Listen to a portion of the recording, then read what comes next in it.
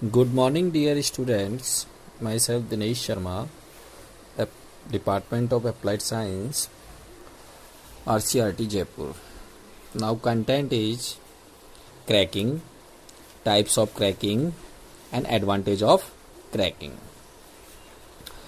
Now, next, cracking. Cracking is defined as the decomposition of high boiling hydrocarbons of higher molecular weight into simpler low boiling hydrocarbon and low molecular weight. That means higher hydrocarbons, higher molecular weight hydrocarbons convert into low molecular weight hydrocarbons. For example, C10H22 and decane cracking 400 to 800 degree centigrade, C5H12 plus C5H10 इन N pentane and N pentane में convert हो जाती है.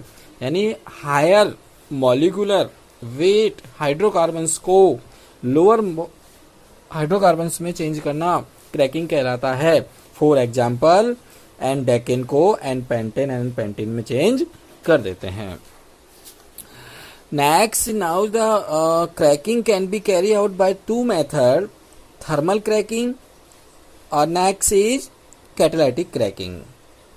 Thermal cracking का मतलब है this type is cracking is carry out under high pressure and high temperature.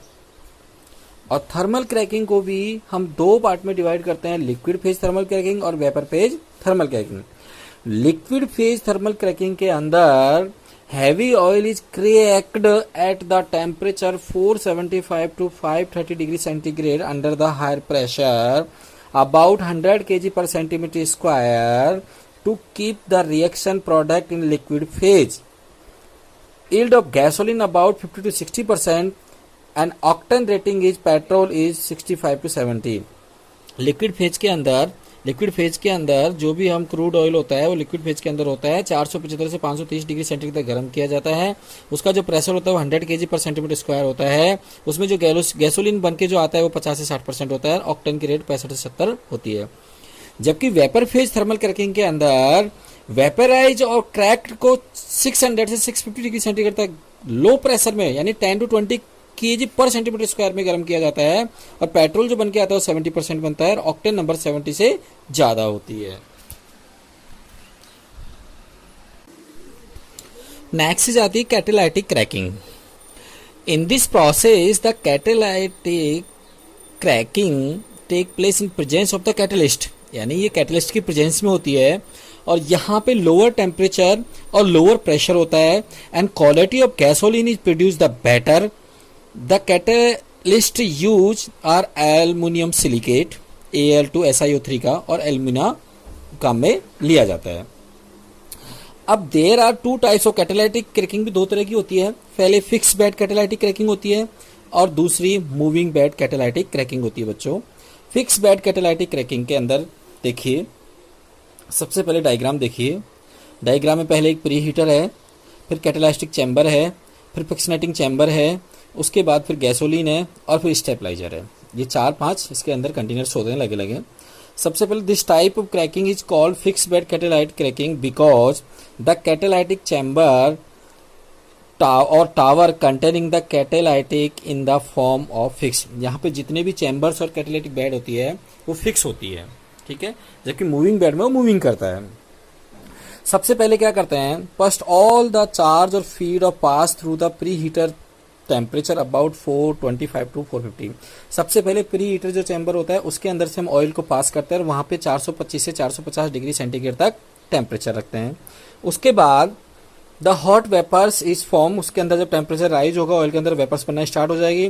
पास उसको हम पास करते हैं over fix bed of catalytic chamber having जहाँ temperature 425 to 450 degree centigrade, pressure 1.5 kg पर सेंटीमीटर स्क्वायर होता है. And catalytic use the generally alumina silica and borax mix with clay and zirconium oxide.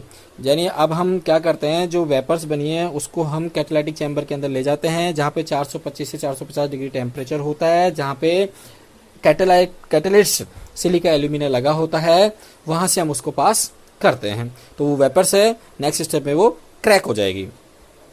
In the catalytic chamber, about 40% of charge is converted into the gasoline. About 2 से 4% carbon is formed, which get the deposit of the catalytic bed and deactivate.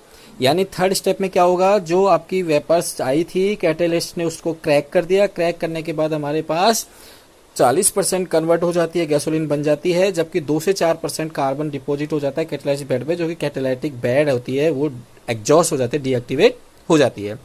Next chamber में हम cracking vapours को पास करते हैं through a फ्रिक्शनेटिंग column, जहां पे अलग अलग टेम्परेचर पे अलग अलग ट्रे लगी होती है, अलग अलग सब्सटेंस का वहां पे कलेक्शन होता है, in which the gasoline vapours are recovered from the top and heavy oil get the consent in the bottom. ज्यादा टेम्परेचर वाला पहले कन्वर्ट होता है और कम टेम्परेचर वाला लास्ट में कन्वर्ट होता है। The gasoline vapours are pass through the cooler. अब जितनी भी गैसोलीन वेपर्स बनी है उसको कंडेंस करने के लिए हम कूलर के अंदर पास करते हैं, तो वहां पे गैसोलीन और कुछ गैसोलीन कंडेंस हो जाता है। अब गैसोलीन के अंदर कुछ गैसेज हैं, उसको सेपरेट आउट करने के लिए हम उसको स्टेबलाइजर में से पास करते हैं, जहां पे स्टेबलाइजर क्या करता है कि वहां पे जो डिजॉल्व गैस है उसको बाहर निकाल देता है और गैसोलीन को अलग कर देता है। And the gasoline is sent a stabiliser where the gasoline is obtain as the dissolve gases are remove from the top.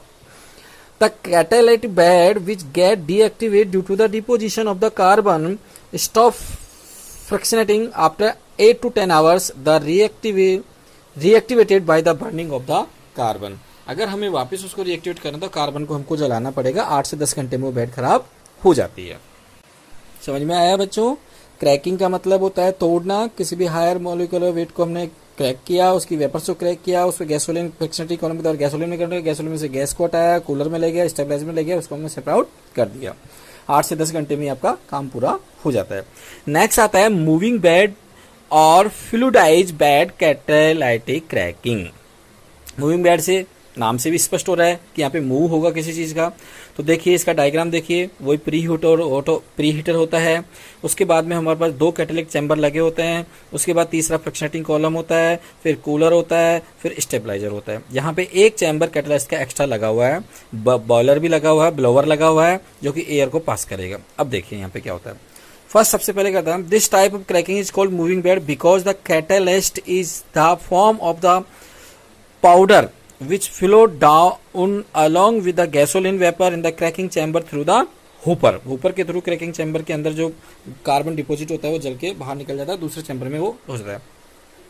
सबसे पहले क्या करते हैं, the feed oil charge pass through pre heater के द्वारा हम उसको चार्ज कर देते हैं, मीन्स गर्म कर देते हैं 450 डिग्री सेंटीग्रेड में। नेक्स्ट में क्या कहता है, gasoline vapour are mix with very fine powder hot catalyst which is the introduce from the regenerator. Regenerator के अंदर क्या होता है कि बहुत ही महीन पाउडर वहां कैटलिस्ट भरा होता है, उसके हम उसमें मिला देते हैं। द नेक्स्ट स्टेज में क्या हो, gasoline vapours along with the catalyst with pass through a reactor which is the maintain in the temperature 500 degree centigrade catalyst cracking. यानी नेक्स्ट चैम्बर में रिएक्टर चैम्बर होता है, पहला रीजनरेटर होता है, दूसरा रिएक्टर होता है, रिएक्टर के अंदर टेम्परेचर 500 होता है और वहां पे भी कैटलिस्ट लगा होता है। The crack oil vapour are pass through the fractionating column where the heavy oil get collect in the bottom. अब हम क्या करते हैं, जो क्रैक ऑयल हुई है, क्रैक वेपर्स होती है, उसको हम फ्रिक्शनेटिंग कॉलम के लेके अंदर ले जाते हैं, जब गैसोलीन हैवी ऑयल कनेक्ट हो जाता है, गैसोलीन की जो वेपर्स आती है उसमें कुछ गैसेज हो जाती हैं, कूलर के अंदर उसको ठंडा करते हैं, कंडेंस हो जाता है, उसके बाद फाइनली स्टेबलाइजर में ले जाके प्योर गैसोलीन को रिकवर कर लेते हैं। अब यहाँ पे देखो क्या होता है, यहाँ पे हमें बार बार डीएक्टिवेट जो कैटलिस्ट हो रहा है उसको बार बार लगाने की जरूरत नहीं, एक ही बार हम लगाएंगे और उसको हम रीजनरेट कर देंगे और वही बार बार ऑयल के अंदर मिक्स हो जाएगा। देखिए the catalyst powder become heavier due to the coating with carbon and settling the bottom। यानी जब क्या होगा, जब वहां पे क्रैक हो रहा है तो जो कार्बन कंटेंट बन रहा है वो कैटलिस्ट पे जमा हो जाएगा, उसका वेट बढ़ा देगा और वो ब्रेक होके बॉटम में आ जाएगा। This activate catalyst is called spent catalyst. अब हम क्या, जो डीएक्टिवेट हो रहा है उसको हम नीचे आ रहा है बॉटम, उसको हम बोलते हैं spent catalyst. The spent catalyst is the force of any air blast. The regenerator maintain 600 degree.